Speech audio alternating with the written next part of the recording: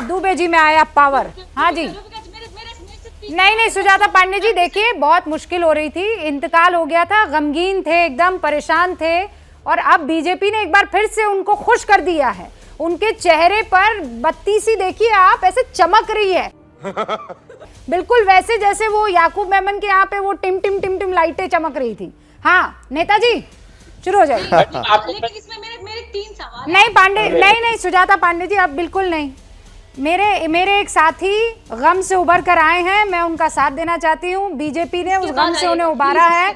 मनीष दुबे जी।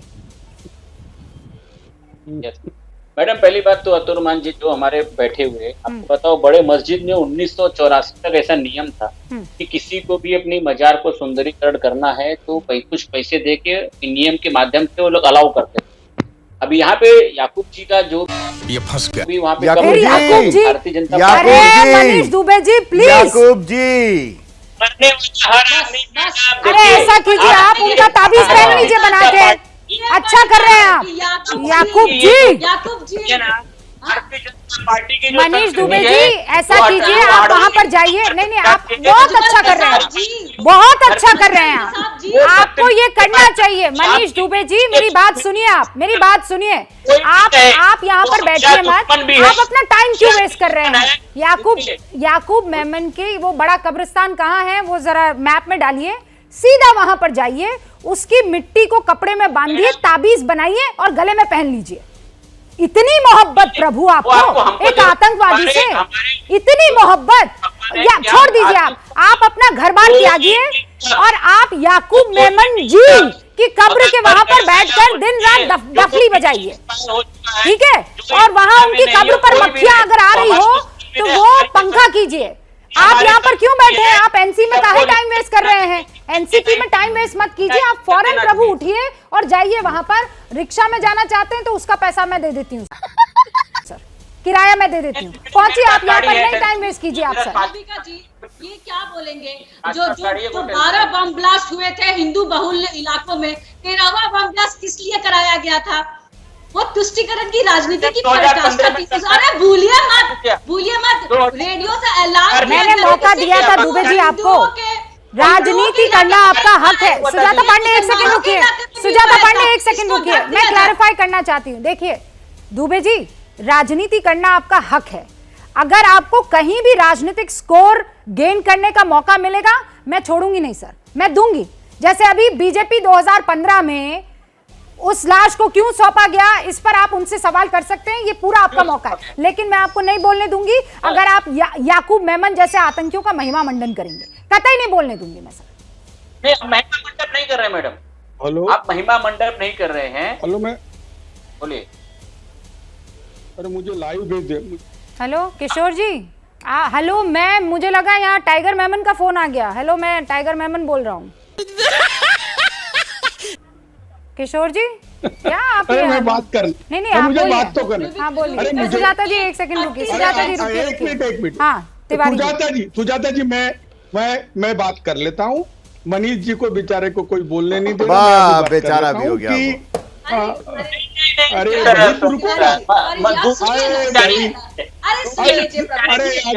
थोड़ा रुकिए, मुझे बोलने दो कि 2015 में बीजेपी की सरकार थी और उसके परिवार को सौंपना नहीं सौंपना, इस पे कमेटी की मीटिंग हुई, मीटिंग होने के बाद उसके परिवार को सौंपा गया, बाद में प्रोसेशन की परमिशन देना नहीं देना, इस पे भी मीटिंग हुई। और एक मिनट किशोर जी जवाब मैं दे रहा हूँ आपको। अरे भाई सुजाता जी मेरे को बोलने दो, मुझे बोलने दो। अरे अंधभक्तों को ज्यादा समझता है, मुझे बोलने दो। अरे मैं वो सरकार में भी था, मुझे बोलना। अरे वो तो कांग्रेस की सरकार में, अरे वो कांग्रेस की सरकार हुए।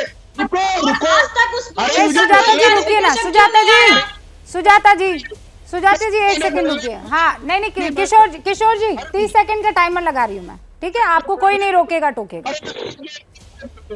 हाँ बोलने दो, आप ही बोलेंगे सर। 2015 में उसको फांसी दी गई, प्रोसेशन नहीं निकाला जाना चाहिए, ये भी तय हुआ था।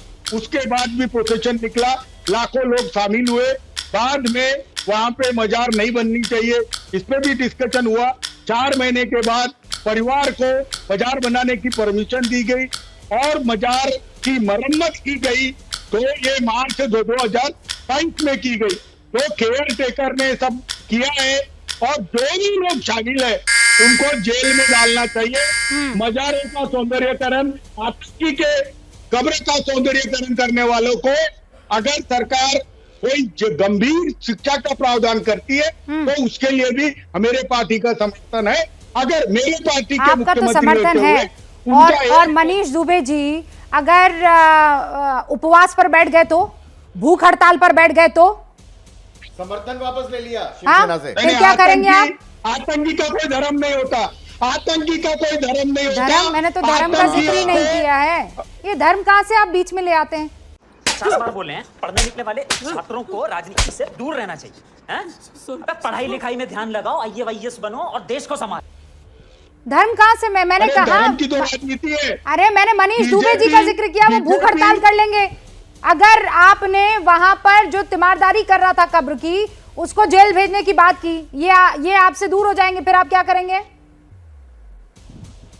नहीं, आज देखो इतना देश में बवाल मचा है, आज भी फूल डाले गए, इसका मतलब है कि सेंसिटिविटी है नहीं। आज की सरकार में नहीं है, पिछले सरकार में भी नहीं थी, लेकिन एक प्रोटोकॉल बनना चाहिए। 84 के हिसाब से गणेश खानकर स्थानों में कोई भी आज भी फूल चढ़ रहे हैं, कंस्ट्रक्शन अलाउ ही नहीं है। अतीकुर रहमान साहब ने कह दिया शैतान भी पास में होगा, मेरे किसी रिश्तेदार के कब्र के फूल चढ़ा रहा हूंगा तो वहां भी फूल चढ़ाऊंगा। बाप को भेज, तेरे बस की बात नहीं। नहीं देखो फूल। अरे नहीं तिवारी जी, आप नहीं भाई, आपने तो कह दी अपनी बात। मैं गणेश खानकर जी से बात कर रही हूँ। गणेश जी, तो तनबुर्ग पठान अतीकुर रहमान साहब गलत जो हुआ वो गलत हुआ। भाई मजा आया, और मैं ये जो मजा है हिंदुस्तान के हर व्यक्ति को देना